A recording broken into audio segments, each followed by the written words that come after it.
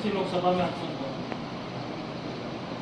हुआ। पहले तो पूरे देश के लिए मैं मंगल कामना करता हूँ कि पूरे देश में उत्सव चल रहा है।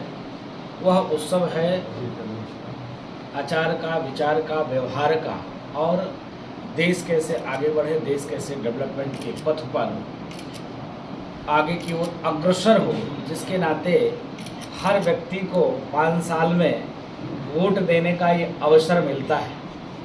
अभी तक तो 5 वर्षों तक नेताओं का काम ठीक ठाक चले और नेता की नेतागिरी खूब चमके, लेकिन उसके लिए उसकी ईंधन जनता है, उसकी शक्ति जनता है। इसके नाते वोट के इस महापर्व के पावन अवसर पर मैं सभी आम जनमानस को बधाई देता हूँ, सभी के लिए मंगल कामना करता हूँ।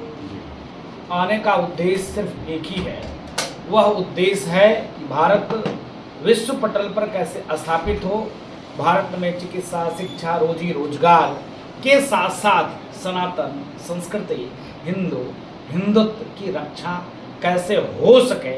इसके नाते यह दौरा हमारा 17वां राज्य है और हम 17 राज्य लगातार चले हैं और एक राज्य में 3 लोकसभा, 4 लोकसभा, 5 लोकसभा, 2 लोकसभा, इससे कम हमारा दौरा नहीं हुआ है। तो आज गाजीपुर, घोसी आसपास के जो भी मतदाता बंधु हैं उनसे अपील करने के लिए, निवेदन करने के लिए आना हुआ है। अशोक भैया हैं, मनोज भैया हैं, इन दोनों को साधुवाद है, आभार है। मैंने निवेदन किया था तो राम के नाम जिनके पर लिए आप वोट करने आए, वोट की अपील करने आए हैं, उनके पिताजी ने अभी कल एक बयान दिया है कि महारानियों का ऑपरेशन करा दिया गया है, अब राजा पैदा नहीं होंगे, अब ईवीएम से राजा पैदा होंगे। उन्होंने कौन गलत कहा? उन्होंने सही कहा। पहले राजा और महाराजा ही राजा होते थे। अब का राजा कौन है? जनता जनार्दन। अब कोई राजा नहीं है। अब माध्यम क्या है? EVM machine. अगर आप ईवीएम मशीन में जिसका बटन दबा दोगे वही राजा होगा। इसके नाते साफ साफ है। इसके नाते मैं निवेदन करूंगा, अपील करूंगा, हर व्यक्ति अपना मताधिकार का प्रयोग करिए और इसके साथ साथ ध्यान देकर कालनेमियों के चक्कर में नहीं पड़ने की जरूरत है।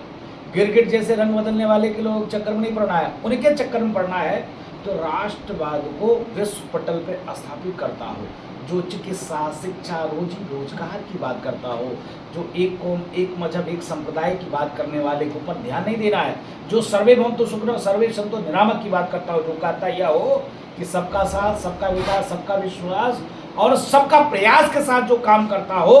देश के यशस्वी प्रधानमंत्री माननीय नरेंद्र मोदी जी, उत्तर प्रदेश के यशस्वी मुख्यमंत्री योगी आदित्यनाथ जी महाराज, उन्होंने एक भी प्रकार का भेदभाव नहीं किया। एक संत होने के नाते, एक साधु होने के नाते उनको तो भेदभाव करना चाहिए था। पहले आपने देखा होगा, पहले के माननीय पूर्व मुख्यमंत्री जी सिर्फ एक कौम, एक मजहब, एक संप्रदाय की बात करते थे, लेकिन नहीं, योगी आदित्यनाथ जी महाराज सबके लिए कार्य करते हैं। आप किसके लिए वोट मांग रहे हैं? ओम प्रकाश राजभर के लिए, बीजेपी के लिए? मैं राष्ट्र के लिए, सनातन के लिए, संस्कृति के लिए, हिंदू के लिए, हिंदुत्व के लिए, दंगा मुक्ति के लिए, अपराधी ऊपर पहुंच जाए इसके लिए हम वोट मांगने आए हैं। महाराज समझ जी सकते हो? महाराज जी, ईवीएम से अगर राजा निकलेगा तो वो जनता की सेवा करेगा कि राज करेगा? देखिए, उनके कहने का भाव दूसरा था, अर्थ हम जो भी जाके रही भावना। जैसे आप क्योंकि पत्रकार हैं, पत्रकार का काम है कि ठीक से नेताओं को ठीक करना और ऐसे ठीक करना कि उनकी बुद्धि सही हो जाए। तो आप बुद्धि सही करने में लगे हुए हो, उससे सेवक निकलेगा और सेवा करेगा। तो फिर ईवीएम से राजा कैसे निकल रहा और है? वही कहने का भाव यही है।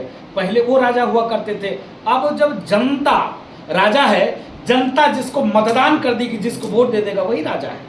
तो वही जो चाहेगा वो होगा। 5 साल होता ही, आप देखते हो 5 साल की स्थिति परिस्थिति क्या होती है, उसके बीच में कोई किसी को नहीं हटा सकता है। किसी का दम हो, योगी आपको कहीं ये नहीं लग रहा है कि इस प्रकार की जो बयानबाजी हो रही है, इस प्रकार का जो बयान दे रहे हैं ओम प्रकाश राजभर, कहीं आपको नुकसान नहीं हो जाएगा? नहीं, कोई नुकसान नहीं है। नुकसान ये नहीं है कि ओम प्रकाश राजभर अपने लिए वोट नहीं मांग रहे हैं। छत्री बड़े नाराज हैं। नहीं, मैं निवेदन करना चाहता हूँ, सनातन की रक्षा के लिए 3 व्यक्ति जिम्मेदार। कौन? मेरे जैसे दाढ़ा बढ़ा के बाबा, बाबू साहब, पंडित जी, तीनों व्यक्ति आपके पास बैठा हुआ है, इसलिए बैठा हुआ है हमारा दायित्व है सनातन की रक्षा कैसे हो, सुरक्षा कैसे हो।